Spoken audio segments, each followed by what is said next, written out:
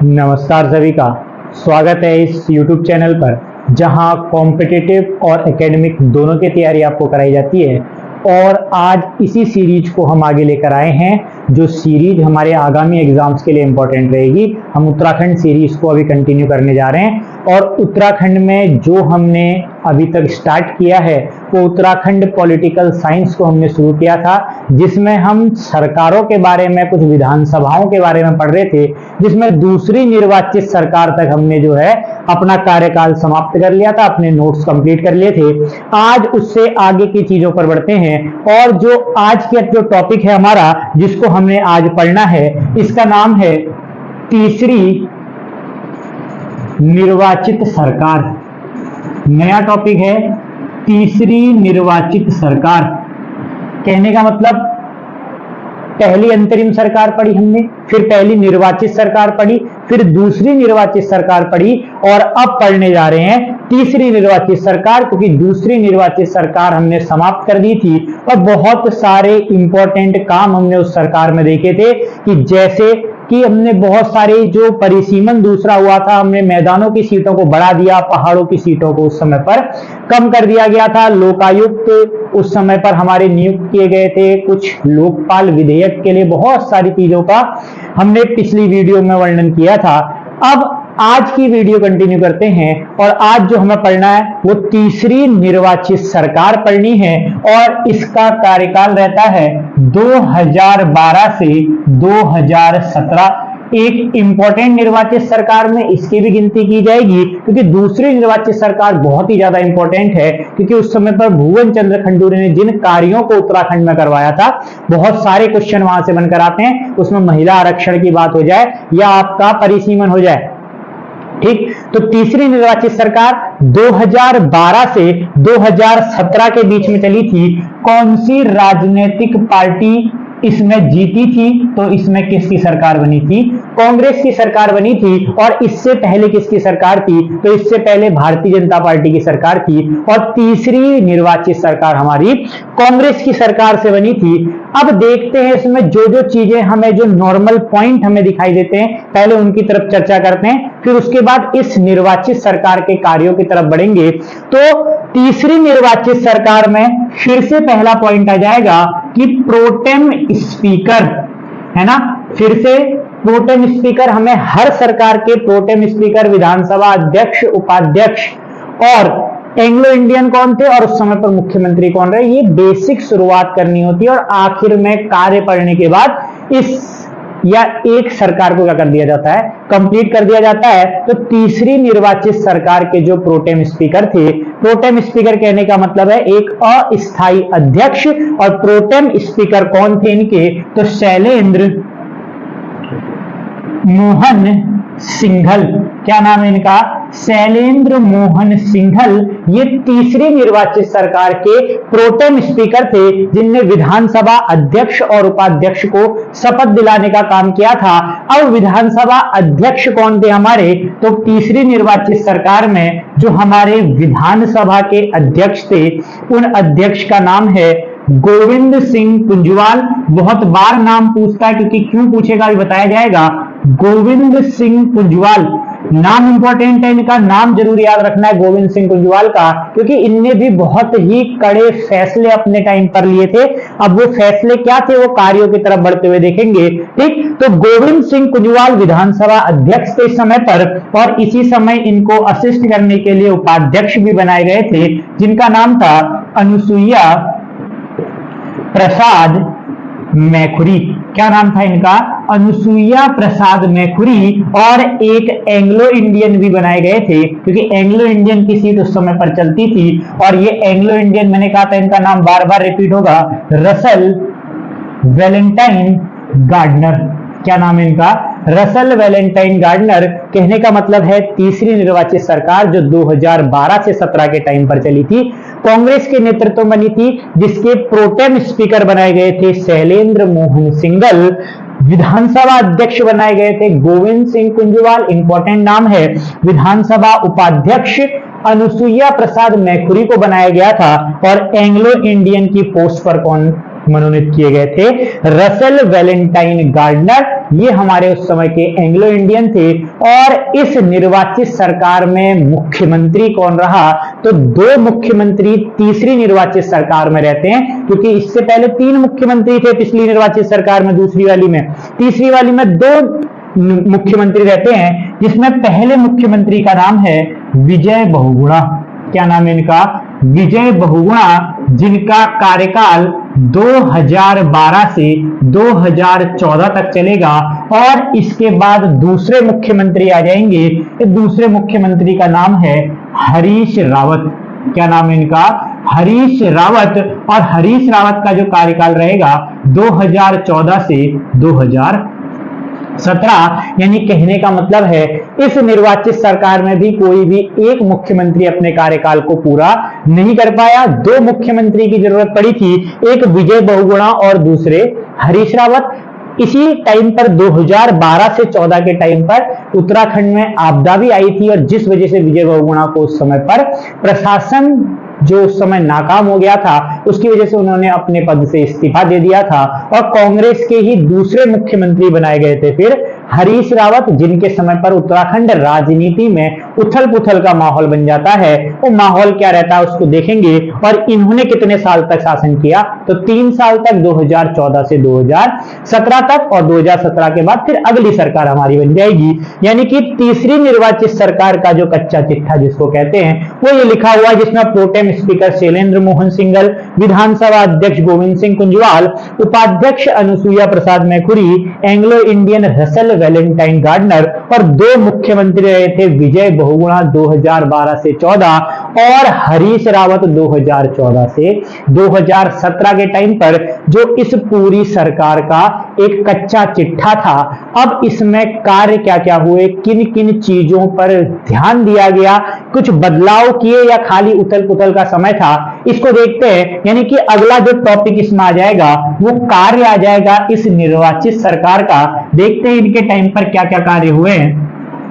ठीक, तो कार्य नंबर 1, पहले कुछ अच्छे कार्यों की तरफ चलते हैं, फिर उसके बाद उसकी तरफ जाएंगे जो इतिहास में एक हमारे लिए इंपॉर्टेंट प्रश्न हमारे लिए छोड़ जाता है उत्तराखंड राजनीति में।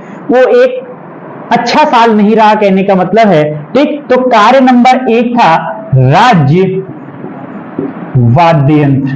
ठीक, उत्तराखंड में 2015 में हरीश रावत सरकार ने उत्तराखंड में राज्य वाद्य यंत्र की संज्ञा, यानी राज्य चिन्हों में एक वाद्य यंत्र को भी शामिल कर दिया गया, जिस वाद्य यंत्र का नाम क्या था? ढोल इसका नाम था। यानी उत्तराखंड का राज्य वाद्य यंत्र क्या है? तो ढोल है। 2015 में हरीश रावत सरकार ने इसको अपने राज्य चिन्हों में शामिल किया था। और एक और चीज शामिल की गई थी, राज्य गीत, और राज्य गीत का नाम था देवभूमि मातृभूमि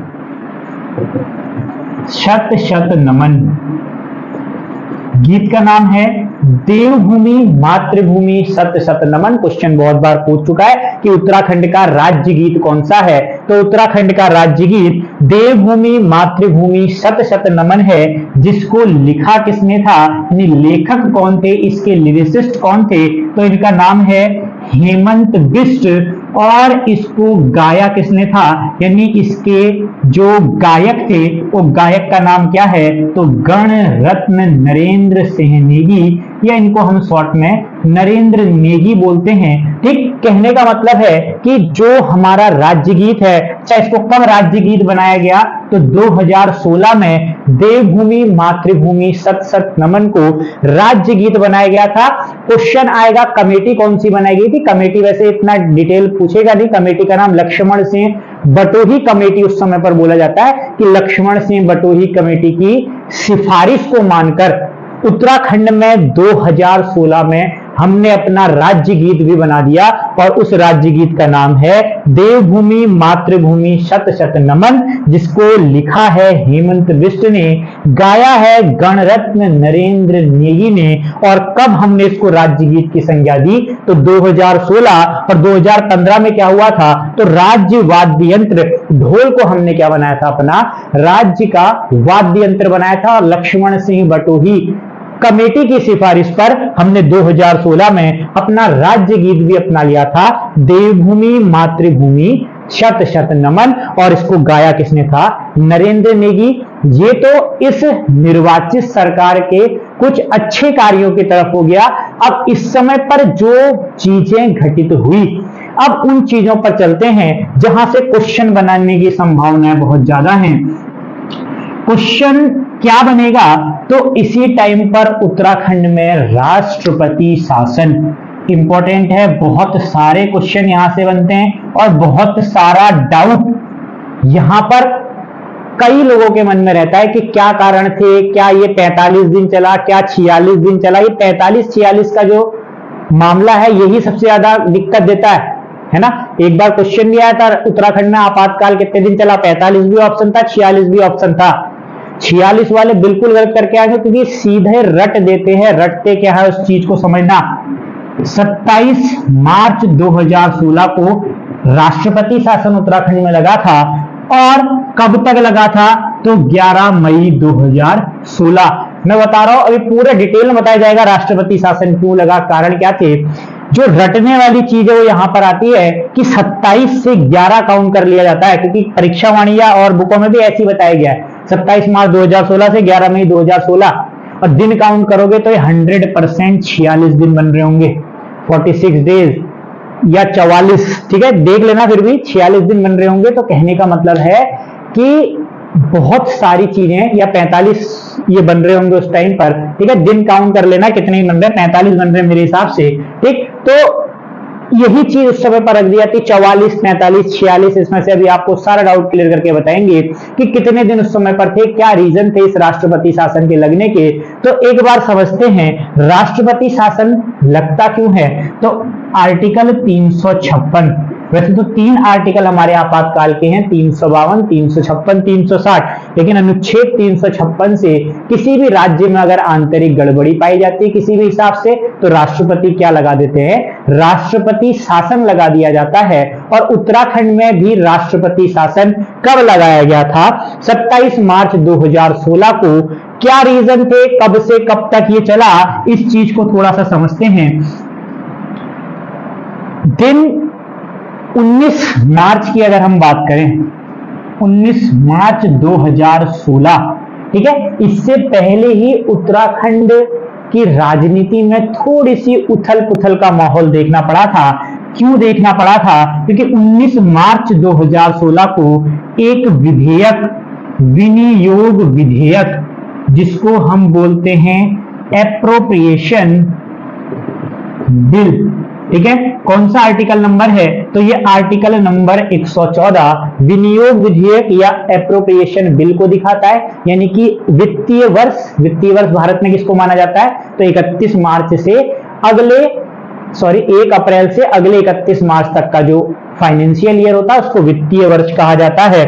और एप्रोप्रिएशन बिल का कहने का मतलब है कि ऐसी चीजें जो बजट से बाहर रखी जाती हैं, या कुछ चीजों के बाद जो है, या बजट में लिखी हुई बाहर रखी जाती हैं को नहीं बोलेंगे, कि बजट में लिखा हुआ जो एस्टिमेट डाटा है, अब उसमें अगर आपको पैसे को निकालना है तो उसके लिए संसद में एक विधेयक लाया जाता है, विनियोग विधेयक। जब ये पारित होता है लोकसभा राज्यसभा, तब उसके बाद ही जो है बजट में लिखी हुई धनराशि को पहुंचाया जाता है, या कह सकते हैं भारत की संचित निधि से प्रोवाइड कराया जाता है। तो यही विनियोग विधेयक पारित होना था, और यही विधेयक पर जो कांग्रेस के कुछ विधायक थे ये कुछ बगावत पर उतर आते हैं। बगावत का जो भी कारण रहा है वो फिलहाल यहीं से उठा था कि लगभग 9 विधायक उस समय कांग्रेस पार्टी के बगावत पर आ गए। बगावत पर आने का कहने का मतलब है कि अपनी पार्टी को छोड़कर बीजेपी की तरफ आकर्षित होने लग गए। अगर सीटें चली जाएंगी इस समय पर हरीश रावत की, क्योंकि 36 सीटों पर थे कांग्रेस पार्टी, ठीक है, और बीजेपी पार्टी को इस चुनाव में 27 सीटें मिली थी। अगर आप यहां से 9 विधायक को हटा दें और 9 विधायक इसमें जोड़ दें तो बहुमत किसके पास हो जाएगा? भारतीय जनता पार्टी के पास बहुमत आ जाएगा और कांग्रेस के पास से बहुमत हट जाएगा। और 9 विधायकों ने उस समय पर बगावत कर दी। उत्तराखंड में हरीश रावत के पास खुद का बहुमत नहीं था, इसीलिए उनको बहुमत साबित करने के लिए एक डेट दी गई थी। वो डेट थी 28 मार्च 2016 और इस दिन को कहा गया था कि फ्लोर टेस्ट किया जाएगा। फ्लोर टेस्ट क्या होता है? तो बहुमत साबित करना ही फ्लोर टेस्ट कहा जाता है, कि जिसमें आपको विधानसभा अध्यक्ष के सामने आपको क्या साबित करना होता है? अपना बहुमत साबित करना होता है। डेट रख दी गई 28 मार्च 2016 को कि आपको इस दिन अपने सभी विधायकों को दिखाना है। लेकिन कैसे दिखाएं? 9 विधायक तो बगावत पर आ चुके हैं, है ना, इनके पास वो संख्या नहीं है। फ्लोर टेस्ट किसी ना किसी कीमत में क्या हो जाता? फेल हो जाता। लेकिन उससे पहले क्या इंसिडेंट हुआ? 26 मार्च 2016, ठीक, 26 मार्च 2016 का वो दिन था जिस दिन हरीश रावत की एक वीडियो जो है बहुत तेजी से इंटरनेट पर वायरल होने लगी, जिसमें वो इन 9 विधायकों को खरीद फरोख्त कर अपनी पार्टी में लाने का प्रयास कर रहे थे। कहने का मतलब है इन्हें पैसे का लालच देकर इनको दोबारा कांग्रेस में ही शामिल किया जा रहा था। एक ऐसा वीडियो जो है रातों रात 26 तारीख की रात को वायरल होने लग गया और राष्ट्रपति प्रणब मुखर्जी ने 27 मार्च 2016 को उत्तराखंड में क्या लगा दिया? राष्ट्रपति शासन, इमरजेंसी लगा दी। इमरजेंसी के ही अंदर आता है आर्टिकल 356। कहने का मतलब है कि 9 विधायक जिन्होंने बगावत करी थी उनको वापस कांग्रेस में लाने के लिए पैसों का लालच दिया जा रहा था। किसके द्वारा? हरीश रावत के द्वारा, जो वीडियो उस समय पर सर्कुलेट हो गया था। और जो फ्लोर टेस्ट 28 को होना था वो नहीं हो पाया। 27 मार्च 2016 को ही उत्तराखंड में कौन सा शासन लग गया? राष्ट्रपति शासन। यानी राष्ट्रपति शासन की शुरुआत कब हुई? तो 27 मार्च 2016। अब बात यहां पर दिक्कत क्या आई कि फ्लोर टेस्ट की डेट जब 28 तारीख बताई गई थी तो 27 को ही क्यों राष्ट्रपति शासन लगाया गया? एक बहुत बड़े नेता का उसमें नाम सामने आता है, अरुण जेटली। उस समय के वित्त मंत्री वो हुआ करते थे और बोला जाता है इनकी ही सिफारिश पर उस समय पर बहुत जोरदार इन्होंने चीजों को आगे बढ़ाया था उत्तराखंड में राष्ट्रपति शासन लगाने के लिए। तो एक असंवैधानिक तरीका था, क्योंकि जब डेट आपको दी गई है तो उस डेट पर फ्लोर टेस्ट करवाते, हाँ उस दिन फेल हो जाते तो उसके बाद आप राष्ट्रपति शासन लगा देते। और यही चीज हरीश रावत को भी समझ में आई और उन्होंने उत्तराखंड हाई कोर्ट में इस डिसीजन को चुनौती दे दी कि ये एक असंवैधानिक तरीका है, राष्ट्रपति को ऐसा नहीं करना चाहिए। और इसकी सुनवाई सिंगल बेंच पर हुई थी। सिंगल बेंच के जज ने इसकी सुनवाई को ध्यान दिया था और इसका फैसला कब निकल कर आता है? इसका फैसला निकल कर आता है, मैं इतना मिटाता हूं, ठीक, यानी कि 27 मार्च, यहां पर मैं डेट लिखता हूं, 2016 से अब आपका पहला राष्ट्रपति शासन, इसको कैसा राष्ट्रपति शासन बोलेंगे? पहला राष्ट्रपति शासन 27 मार्च 2016 से 21 अप्रैल 2016 पर लगता है। ध्यान समझना यहां पर 27 मार्च से पहला राष्ट्रपति शासन 21 अप्रैल 2016 तक लगता है और 21 तारीख को उत्तराखंड हाईकोर्ट का फैसला आता है और फैसले में वो यही चीज बताते हैं कि ये जो भी चीज हुई है ये असंवैधानिक है। राष्ट्रपति के पास ऐसा असंवैधानिक कार्य करने का कोई अधिकार नहीं है। उस समय के हाईकोर्ट के जज का एक स्टेटमेंट है कि राष्ट्रपति को असंवैधानिक कार्य करने का कोई अधिकार नहीं है और उस फैसले को क्या कर दिया गया? खत्म कर दिया गया। 21 अप्रैल 2016 को उत्तराखंड में जो 27 तारीख को राष्ट्रपति शासन लगा था वो 21 अप्रैल 2016 को खत्म कर दिया गया। अब दिन काउंट करना, कितने दिन बन जाते हैं? तो 27 मार्च जाएगा आपका 31 का, ठीक, 27 4 वो 1 ये, कहने का मतलब है लगभग आपके कितने दिन बनते हैं? यहां से 25 दिन तक आपका पहला राष्ट्रपति शासन लगा था, जो 21 अप्रैल 2016 को क्या कर दिया था? समाप्त कर दिया था। अब चीजें क्या बढ़ी? 21 तारीख को हाई कोर्ट ने इसे समाप्त किया, लेकिन फ्लोर टेस्ट की अगली डेट दे दी और अगली डेट दी थी 28 अप्रैल 2016। ये डेट दी गई कि इस दिन आप फ्लोर टेस्ट कराइए, और लेकिन तब तक क्या है, राष्ट्रपति शासन जो है कंटिन्यू रहेगा। यानी कि जो राष्ट्रपति शासन 21 अप्रैल को कंटिन्यू था, 22 अप्रैल से वो राष्ट्रपति शासन दोबारा से लग गया।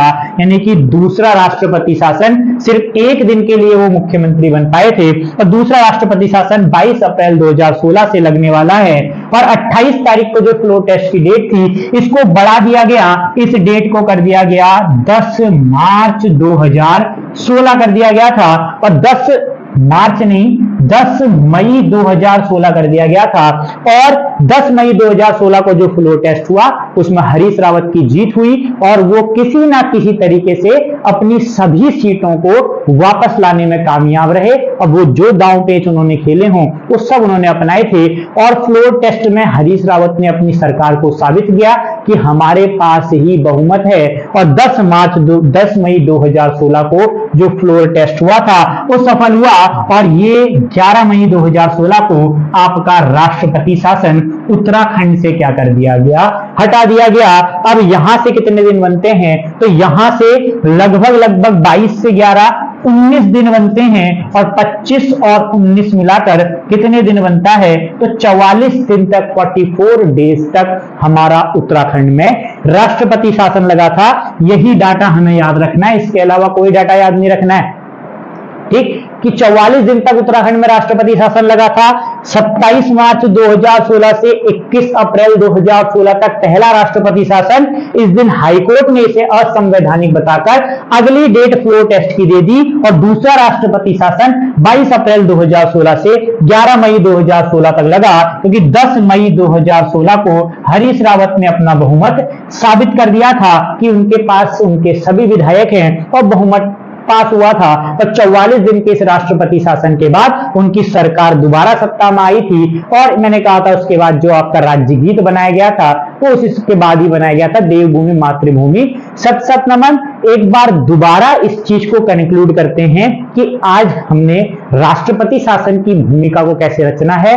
तो 19 मार्च 2016 विनियोग विधेयक के चक्कर में 9 बागी विधायक निकल कर आते हैं कांग्रेस, जो कहां की तरफ जाना चाहते हैं, भारतीय जनता पार्टी की तरफ। यहां गोविंद सिंह कुंजवाल का क्या रोल था, गोविंद सिंह कुंजवाल ने 21 या 20 तारीख को उनकी सदस्यता निरस्त कर दी थी। दल बदल कानून लगा दिया था, क्योंकि आपको पता है दल बदल कानून से बचने के लिए 2/3 या 66.66% बहुमत आपके पास होना चाहिए, इतनी सीटें जानी चाहिए, तभी आप दल बदल से बच सकते हैं, वरना आपकी सारी सदस्यता खत्म कर दी जाएगी।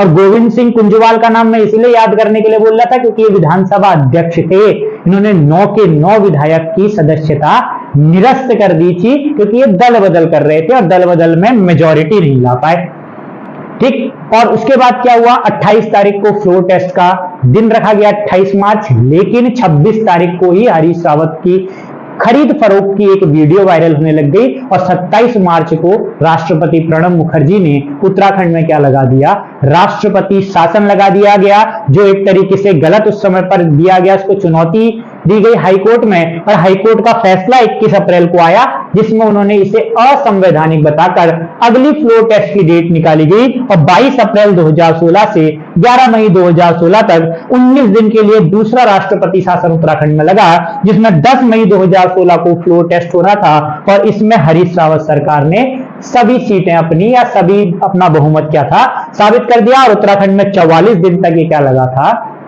राष्ट्रपति शासन लगा था। तो ये कुल मिलाकर आज तीसरी निर्वाचित सरकार की इंपॉर्टेंट चीजों पर हमने चर्चा करी, जिसमें प्रोटेम स्पीकर शैलेंद्र मोहन सिंघल, विधानसभा अध्यक्ष गोविंद सिंह कुंजवाल, और उपाध्यक्ष हमारे अनुसुईया प्रसाद मैखुरी, जिसमें Anglo Indian Russell Valentine Gardner. 3 कार्य इंपॉर्टेंट तरीके से याद रखने हैं। पहला कार्य, राज्य वाद्य यंत्र ढोल 2015 में बनाया गया। राज्य गीत 2016 लक्ष्मण सिंह बटोही कमेटी, हेमंत सिंह बिष्ट इसके जो गीतकार रहे हैं, और गायक इसमें कौन रहे, हमारे गणरत्न नरेंद्र नेगी। और राष्ट्रपति शासन इसी निर्वाचित सरकार में लगा था, जो 27 मार्च 2016 से 21 अप्रैल 2016 तक पहला, और 22 अप्रैल 2016 से 11 मई 2016 तक दूसरा राष्ट्रपति शासन लगा था। यानी कि टोटल मिलाकर 44 दिन तक ये राष्ट्रपति शासन लगा था।